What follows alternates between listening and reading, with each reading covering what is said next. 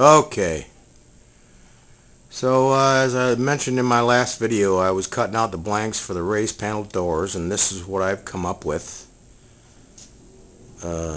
Just cut a raised panel and then framed the edge of the panel with some more maple, you know, 3/16 of an inch thick by 3/4, just to hide the seams between the original door frame and the new raised panel that I put in there.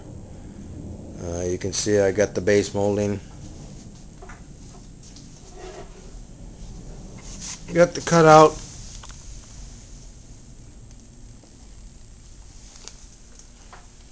and I have reproduced the profile on the top to match the profile of the drawer, and of course then again on the door edges. So I'm happy with this look. I think the next thing I'm going to do is turn my attention to the molding that I had talked to you earlier about, that goes underneath the drawer right here.